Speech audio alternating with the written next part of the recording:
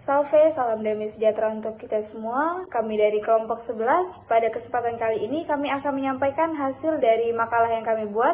Makalah yang kami buat ini membahas mengenai sejarah berdirinya Paroki Stella Maris Siantan yang berada di Kota Pontianak. Jadi baik teman-teman, sebelum kami masuk ke materi, terlebih dahulu kami akan memperkenalkan diri. Perkenalkan, nama saya Rafaela Benedikta Naben dengan NIM 23101181. Saya Crescentia Bella Juliana dengan NIM 23101111. Saya Sofianus dengan NIM 23101199. Saya Diana Natalia dengan NIM 23101044. Baiklah, pada makalah kami kali ini kami membahas mengenai dua pokok pembahasan, yaitu mengenai sejarah berdirinya Paroki Stella Maris Siantan dan juga kehidupan spiritual umat di Paroki Stella Maris Siantan.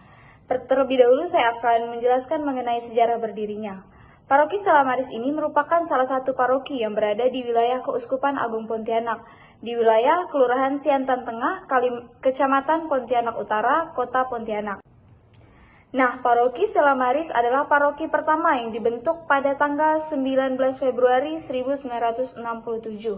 Paroki Stella Maris ini merupakan pemekaran dari Paroki Santo Yosef Katedral Pontianak sebagai stasi Bintang Timur sejak tahun 1950.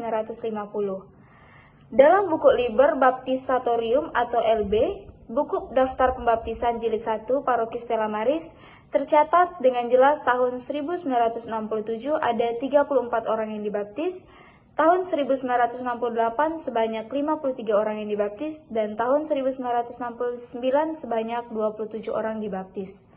Nah, menelisik sejarah awal berdirinya Paroki Stella Maris ini adalah kenyataan bahwa 30 orang yang dibaptis pertama kalinya itu semuanya adalah warga Tionghoa.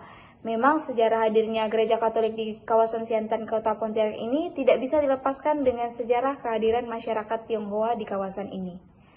Menurut Agustinus Sundoyo, seorang umat perdana di Siantan yang kini sudah berpulang, tanah untuk lokasi bangunan Stella Maris ini merupakan sumbangan marga Liao, terutama Andreas Liao Jin. Andreas Liao Jin ini adalah pemilik perusahaan pengraji kayu atau somel terbesar di Siantan kala itu, yang sekarang berada di dekat Parit Pekong. Nah, sebelum ada gereja di lokasi seperti sekarang ini, umat merayakan misa hari Minggu atau kegiatan doa lainnya dengan menumpang di salah satu ruangan di biara susteran.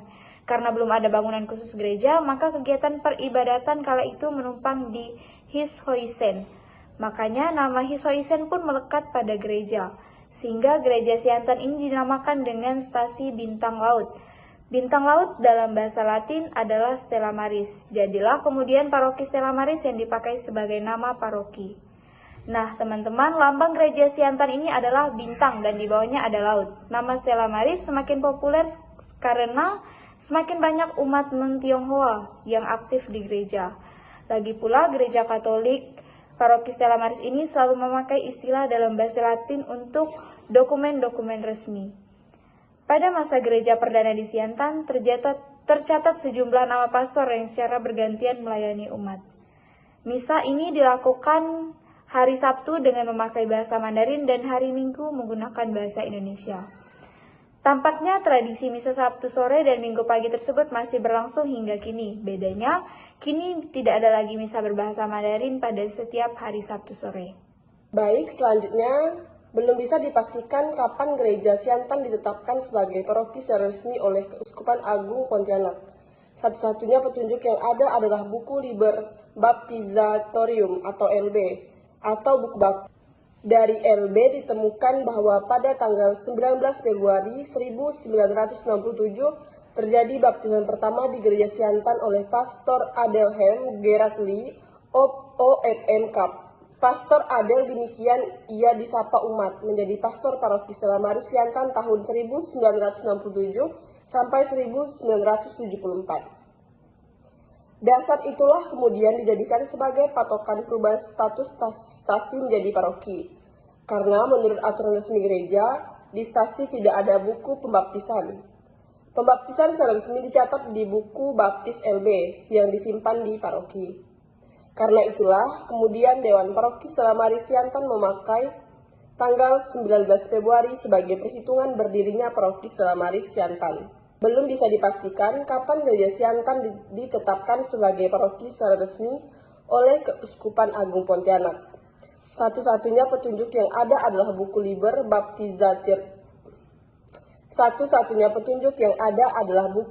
Baptizatorium atau LB atau buku baptis. Dari LB ditemukan bahwa pada tanggal 19 Februari 1967 terjadi baptisan pertama di Gereja Siantan oleh Pastor Adelhem Gerard Lee, OFM Kap. Pastor Adel, demikian ia disapa umat menjadi pastor paroki Stella Maris Siantan tahun 1967 sampai 1974. Nah, dasar itulah kemudian dijadikan sebagai patokan perubahan status stasi menjadi paroki. Karena menurut aturan resmi gereja, di stasi tidak ada buku pembaptisan. Pembaptisan secara resmi dicatat di buku baptis atau LB yang disimpan di paroki. Karena itulah, kemudian Dewan Paroki Stella Maris Siantan memakai tanggal 19 Februari sebagai perhitungan berdirinya Paroki Stella Maris Siantan. Kita masuk di kehidupan spiritual umat di Paroki Stella Maris. Dari tahun ke tahun, umat Katolik di Paroki Stella Maris makin banyak. Itu berarti pula makin meningkat perminatan layanan iman dari umat. Karena itulah sejak Paroki Stella Maris dipegang Ordo MSC, selalu ditempatkan 2 orang pastor untuk melayani umat. Menurut catatan resmi Paroki Stella Maris, dari segi etnis atau suku, komposisi umat Katolik di Paroki Stella Maris adalah Dayak sebanyak 40%, Tionghoa 40%, Flores atau NTT 9%, Jawa 7%, lainnya seperti Batak, Manado atau Toraja, Sunda adalah 4%. Dari segi komposisi etnis terdapat perubahan yang mencolok dari gereja awal di Siantan.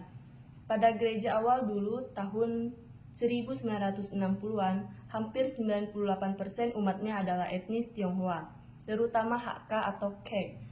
Paroki Stella Maris Pontianak merupakan sebuah komunitas umat Katolik yang memiliki kehidupan spiritual yang aktif, dinamis dan berakar kuat pada nilai-nilai iman Katolik. Kehidupan spiritual umat di Paroki Stella Maris dibangun di atas dasar Ekaristi sebagai pusat iman. Misa harian dan mingguan menjadi momen penting dalam hidup rohani umat, di mana mereka berkumpul untuk merayakan kehadiran Kristus, mempersembahkan doa, serta memperbarui semangat dan harapan dalam hidup sehari-hari. Selain perayaan Ekaristi, umat Paroki Stella Maris juga aktif dalam berbagai kegiatan rohani lainnya seperti adorasi sakramen Maha Kudus, doa rosario, jalan salib, serta rekoleksi dan retret rohani yang diadakan secara berkala. Kehadiran kelompok-kelompok kategorial seperti Legio Maria, Keluarga Kudus, dan komunitas karismatik Katolik memperkaya kehidupan doa umat dan menjadi wadah pertumbuhan iman yang mendalam. Pendidikan iman menjadi salah satu fokus utama dalam membangun spiritualitas umat. Katekese anak-anak, remaja, calon penerima sakramen, serta pendalaman iman bagi orang dewasa menjadi kegiatan rutin yang dibina oleh tim pastoral paroki. Bimbingan rohani dari para imam, suster, dan para katekis menjadi jembatan yang mempererat hubungan umat dengan Allah, serta menumbuhkan semangat pelayanan di tengah masyarakat. Baik, kita lanjutkan dengan Paroki Stella Maris Pontianak merupakan salah satu pusat kehidupan iman Katolik yang tumbuh dan berkembang secara aktif di Keuskupan Agung Pontianak.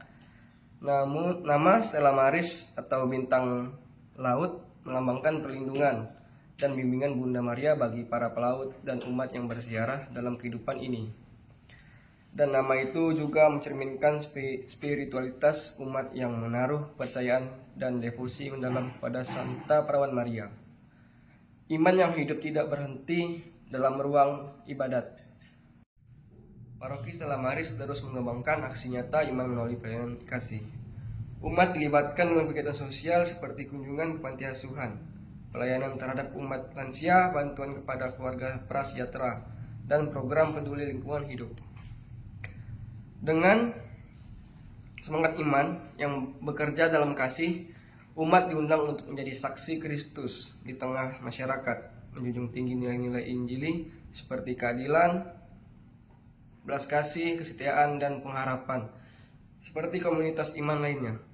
Paroki Stella Maris juga menghadapi tantangan dalam kehidupan spiritual umat, seperti kesibukan hidup modern yang kadang menjauhkan umat dari kehidupan doa, pengaruh sekularisme, serta kebutuhan untuk menjangkau generasi muda dengan pendekatan yang relevan dan kreatif. Namun, semangat untuk terus bertumbuh dalam iman tetap hidup.